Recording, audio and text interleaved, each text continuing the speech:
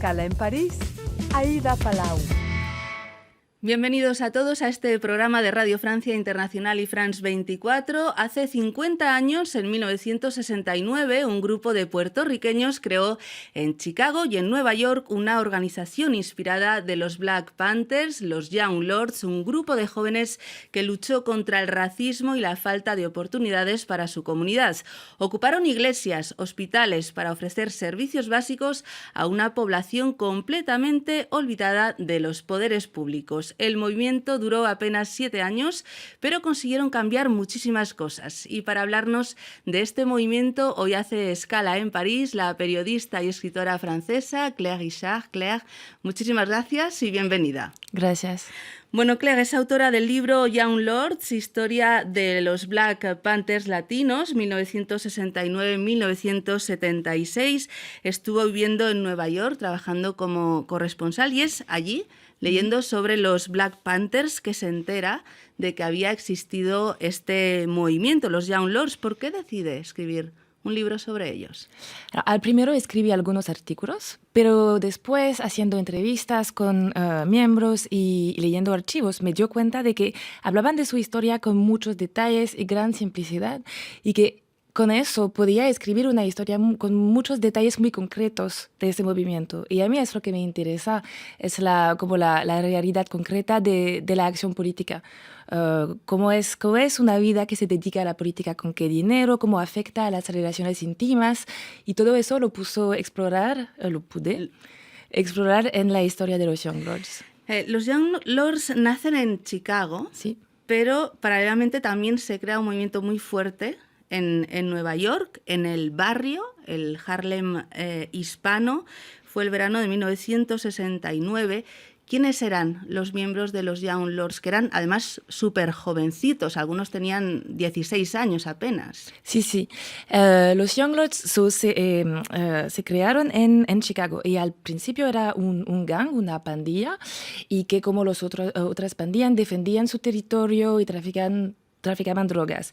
En 1969, el jefe de esa pandilla, que se llamaba Chacha Jiménez, que era muy joven, como 16 años, era en la cárcel. Y dentro de la cárcel encontró a prisioneros políticos de Black Muslims y se enteró de la acción de las Black Panthers. Y luego decidió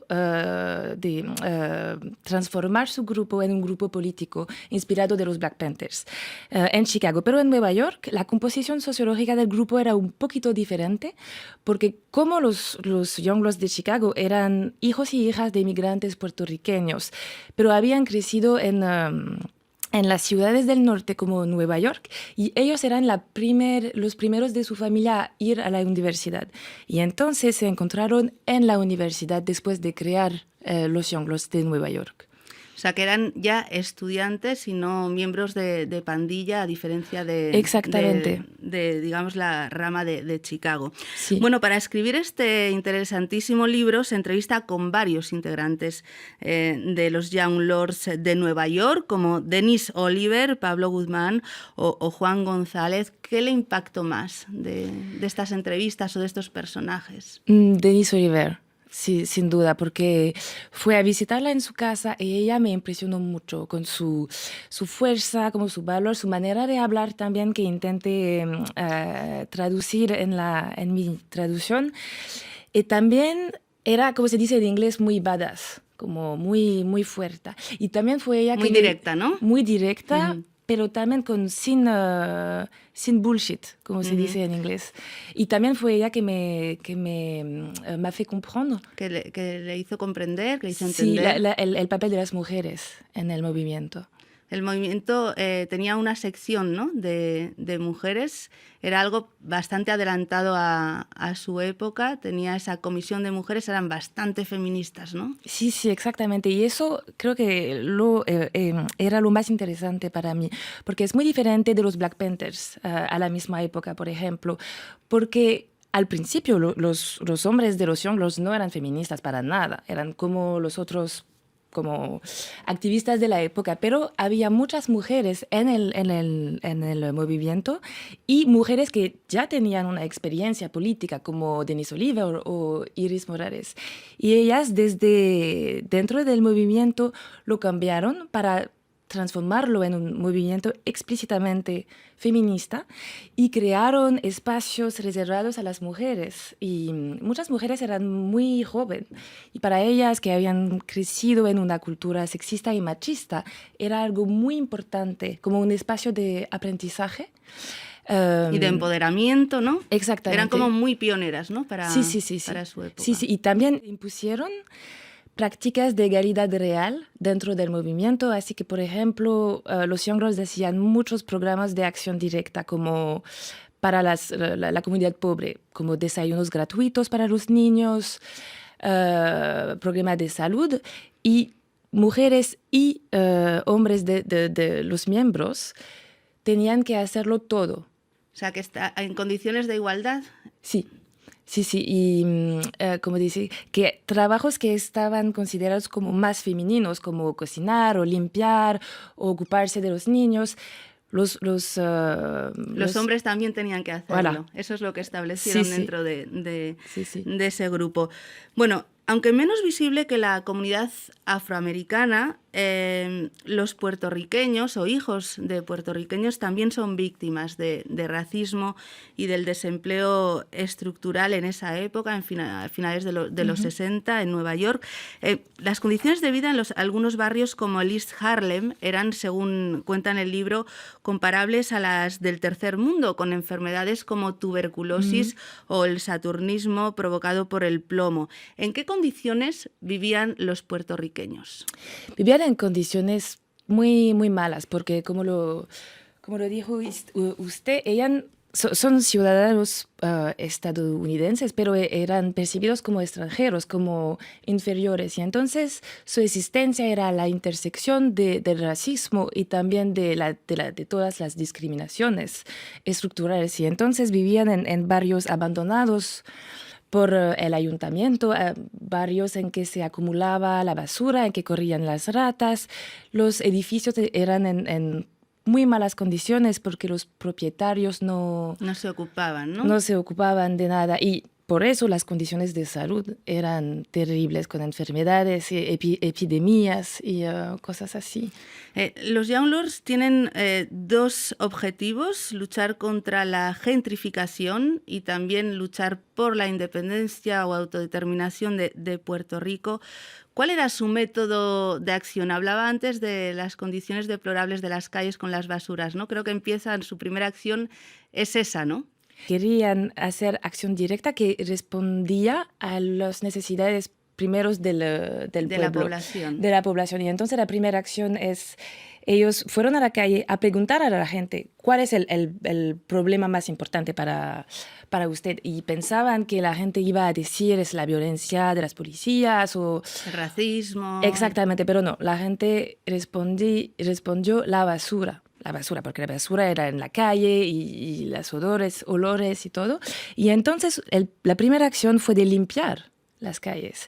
Y eso es como esa método lo aplicaron en varios terrenos, como la salud, también la comida para los niños. Y entonces es una método de acción directa para hacer lo que es urgente, pero también forzar a las autoridades a tomar medidas y a hacer lo que deben hacer. Y también un elemento importante es que ellos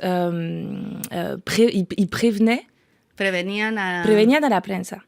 Así que avisaban. Exactamente, y periodistas simpatizando con su acción escribían lo que estaban haciendo, y eso forzaba al ayuntamiento porque... Para evitar un escándalo lo que hacían era avisar a la prensa. Sí. Los Young Lords, y así el ayuntamiento, para evitar cualquier tipo de polémica, actuaba, ¿no? Sí. ¿Qué consiguieron cambiar en los barrios exactamente, con estas acciones directas, tema de basuras, con ocupación de iglesias también, la People's Church, o ocupación de hospitales? Sí, creo que hay dos tipos de éxito. El primero es material y para mí lo más importante es en la salud. Por ejemplo, las acciones que hicieron contra el problema del saturnismo se traducieron en el pasamiento de una ley que regulaba el nivel de plomo en las pinturas, en los pisos, que fue muy importante para luchar contra el saturnismo. También crearon un centro de desintoxicación comunitaria y política que era muy pionero, ¿se dice? Sí, pionero en la época. También hay éxitos simbólicos que me parecen muy importantes también, porque la percepción de los puertorriqueños a la época era o muy violentos o muy dóciles y obedientes y silenciosos. Y los Young Lords como dicen, hicieron circular una identidad muy diferente de orgullosa y de fuerza de combate, de lucha también. Por ejemplo, por el ejemplo que daban en las calles, pero también daban clases populares y gratuitas en que contaban una historia diferente de Puerto Rico, como se podría decir, una contrahistoria en que hablaban más de las revueltas, del movimiento independentista, y los testimonios lo dicen, que era una historia que los jóvenes puertorriqueños aprendían. No lo aprendían nunca se les enseñaba. Exactamente. Y también tuvieron ese rol de educación y de toma de conciencia, tal vez de empowerment. Identidad. Sí, de incapacitación. Bueno, esta organización no duró muchísimo, duró unos 7 años. ¿Por qué se desintegran los Young Lords? Porque en 1971, entonces 2 años después de su creación, hicieron una elección estratégica que fue el principio del fin. Porque había ese doble objetivo: mejorar las condiciones de los habitantes puertorriqueños y afroamericanos también en los guetos y la independencia de Puerto Rico. Y después de un tiempo, algunos miembros del Comité Central, que era la instancia de decisión, se dijeron: pero si luchamos por la independencia de Puerto Rico, tenemos que ir a Puerto Rico. Lo que parecía lógico, pero no conocían nada de la realidad de Puerto Rico, no tenían vínculos políticos allá.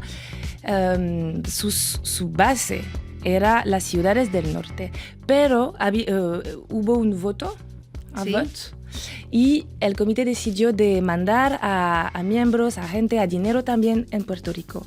Y eso fue un fracaso, porque no conocían a gente allá, que los grupos políticos allá le percibieron como intrusos. Y entonces, después de un año terrible, tuvieron que regresar. Y eso creó una división y desvirtuó, ¿no? Un poco y después la naturaleza de ese movimiento. Completamente. Perdieron su base y después el Comité Central cambió y transformó la organización en una organización maoísta centrada sobre los obreros en las fábricas. Pero era un mundo que no conocían, y por eso los últimos años del movimiento fueron de degradación continua. Sí, con miembros exilados o que se iban, y un clima de violencia también. Y entonces es un fin muy, muy triste por un movimiento que había comenzado y que por 2 años tuvo un éxito muy real en los barrios. Pues muchísimas gracias, Claire Guichard, autora del libro Historia de los Black Panthers latinos, esos Young Lords de 1969 a 1976. Gracias. Gracias. Y muchísimas gracias a todos ustedes por habernos acompañado. Ya saben que nos pueden seguir por internet en rfimundo.com y en france24.com. Hasta pronto, amigos.